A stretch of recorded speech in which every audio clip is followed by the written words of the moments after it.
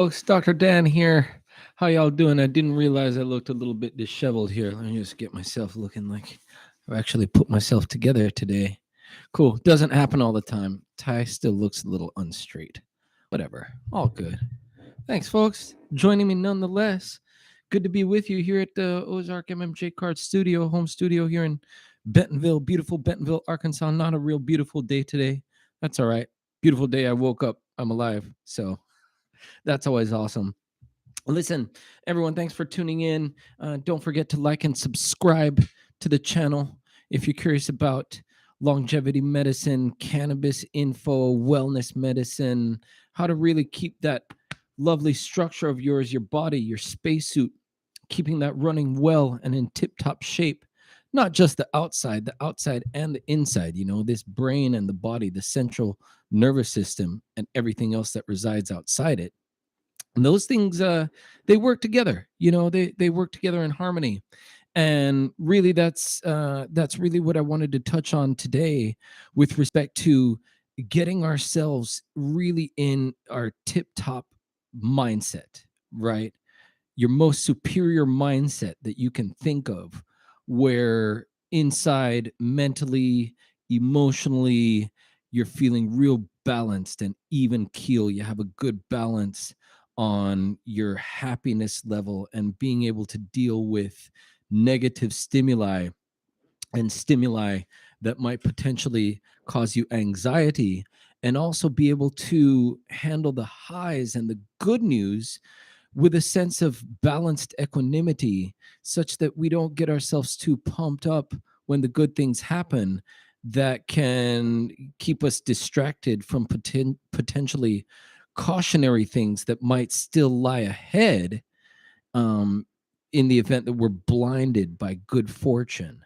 Okay, that can happen where people have something fortunate happen and they forget to, lay the necessary seeds in place to make sure that the fruits keep coming and keep ripening.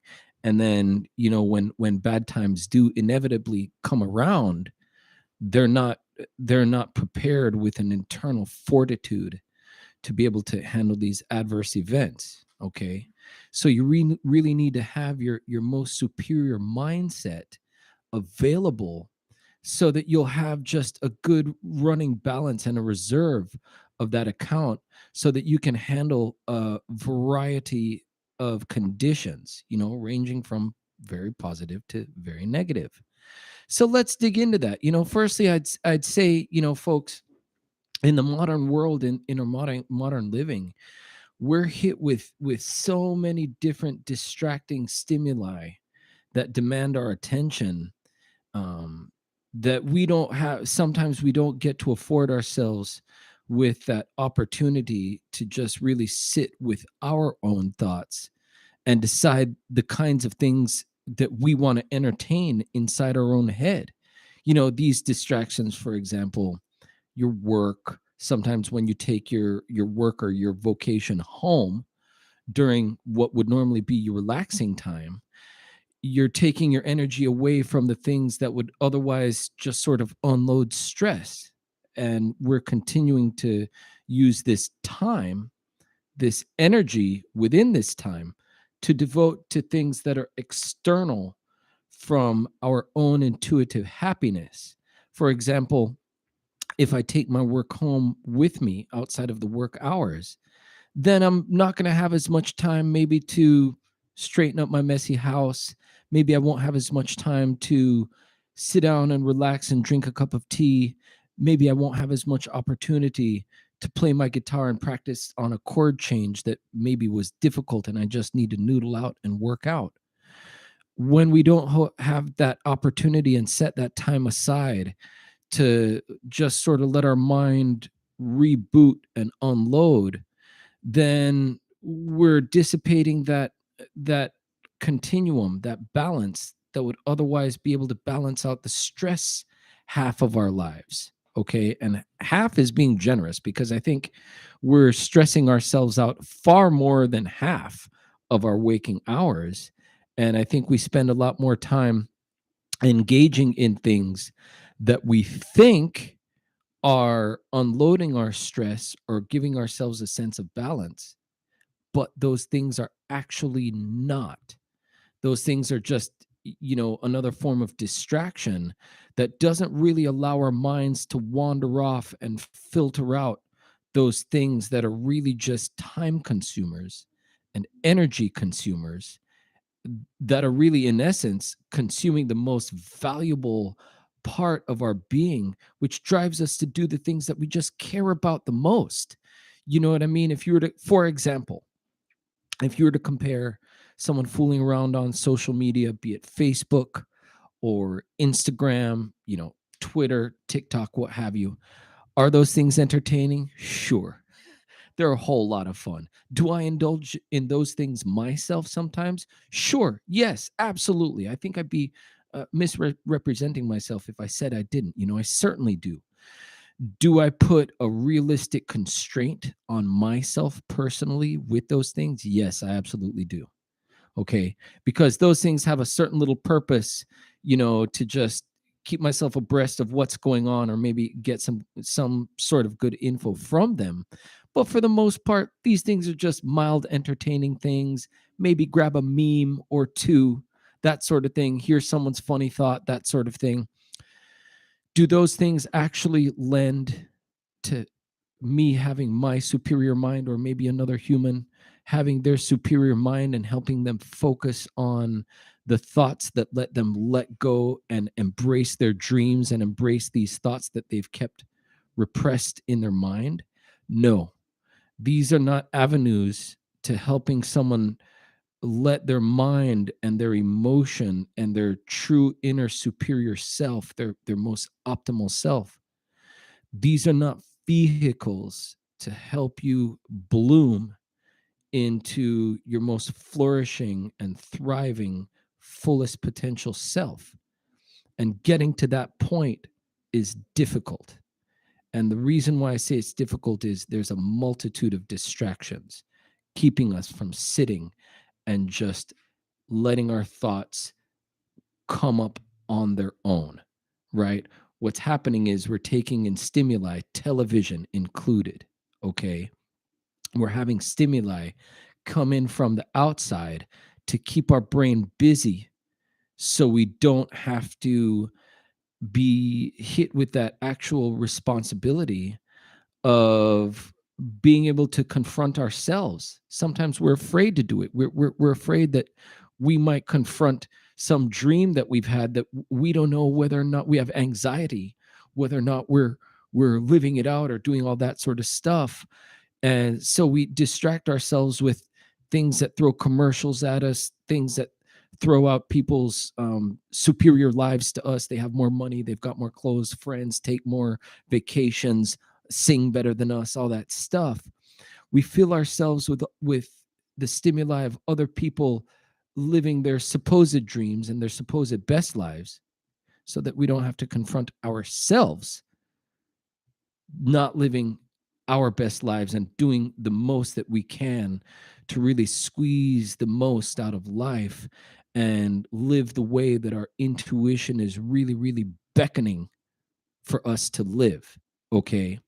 It's surprising. It's really, really mind-blowing once people get the opportunity to repetitively let their intuition speak to their forebrain conscious, right? Which is outside of our intuition, which is primal and buried deep. Our intuition needs a certain degree of space and quiet and a certain kind of setting in order for it to become apparent to us the kind of thoughts that we have buried deep down in there. And we all know what these thoughts are. Um, and that's why I come to the idea about activating this superior mindset by engaging the endocannabinoid system. Okay. Now, I just wanted to throw out the disclaimer, by no means am I wanting to impart onto you guys that simply by, just the endocannabinoid system activation alone, that will get you there. No, it certainly facilitates the sort of mindset that enables one to put the distracting stimuli to the periphery. It's certainly helpful for that. But unless you enable yourself with a nice, relaxing setting where the stimuli aren't distracting you, then activating the endocannabinoid system is, I don't want to say useless, but not as useful. Okay. So basically, what I'm getting at, folks, is if you want to give your your mind an opportunity to reset, and you're dosing cannabis in those efforts, what I would encourage onto you to at least try, just a suggestion, is to give yourself a nice, relaxing sort of setting, whatever kind of setting makes your mind feel at ease, where you're not under the agenda to pay your attention to something else. And you can let the attention just sort of dissipate and let time and the present and the moment unravel on its own, right? You don't have to have the TV on, the internet on, music on, anything. If you just let the moment unravel organically on its own, then the kinds of things that come just, out of nowhere, deep inside our heads, these things will float up. And if given enough opportunity, you can decide for yourself out of the multitude of things that can float into your head when given time. If you give yourself enough opportunity and time, you can just cherry pick which ones of those thoughts that you can choose to engage and act on or not act on. Because these thoughts are coming into your mind for a reason. It's your intuition. You own it. It's all yours. It's it's your emotional thumbprint, your fingerprint. It belongs to you. That's what makes it so special, so valuable. All right. It's all yours. No one else owns it. And for us to just ignore it when it belongs to us and it's just the most valuable piece of us, it's the defining of us. For us to ignore it, in my opinion, would be a travesty, right? That's why I like to engage the thought of engaging the endocannabinoid system as a facilitator, really, because once we give ourselves the space to just let the distractions move to the periphery and open up that highway of thoughts and feelings and perceptions, and allow all of those things to just intermix and mingle with one another, coupled with the intuitive intelligence that we've just been inbuilt through our DNA. We let all those things swim together and come to a moment of equilibrium. That's where we find peace. And that's the part that's missing in the modern life that keeps us from getting to that next level. And that next level is the thing that's really going to be able to let us stretch this game out far, much further than we'd otherwise be able to do unless we were able to take a moment and take stock of where we're at and decide how we're going to do the next steps. Once the next steps become clearer for us, taking the next little baby step becomes that much easier. We realize that the things that we want to do, they become much easier for us to do once we know how to decide the what to do next.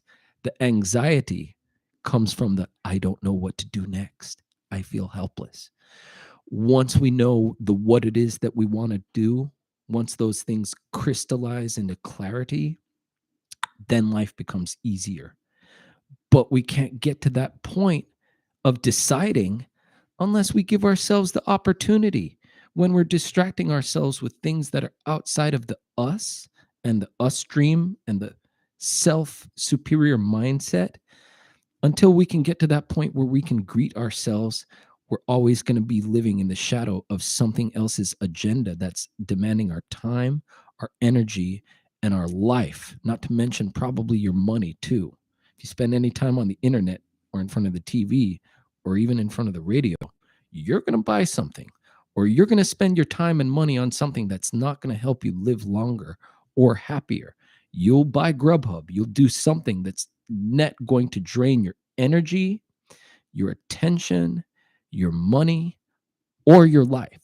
Okay. Because at the end of the day, the living long and happy is just a series of behavioral decisions that we choose to make. So having your mindset at its most optimal peak running performance, it's paramount to getting the best results. And that's why I lean on cannabis, because that's the thing that's going to get you to that phase of your day where you can say, okay, taking half an hour out just to let the mind clear. Once that half an hour is over, I can go back to the business of doing things. But before I decide on the what I'm going to do next with the rest of my day, as far as what I'll let go into my head, during this next 30 minutes, this is where I get to chill, and this is where I let my mind just sort of decide for myself rather than having something else externally decide for me. That's the true freedom, folks. That's where the power lies in terms of having a determination over your self destiny. Okay. You have to give yourself the opportunity. Otherwise, someone else is going to decide for you. Okay. Hey, it's always great to meet with you folks. I enjoy talking to the 2 or 3 of you out there that listen. Nonetheless, love you all. Y'all have a great, wonderful, productive day. Live out your dreams. Be kind to each other. Be kind to yourself. All right. Y'all have a great day. Bye bye.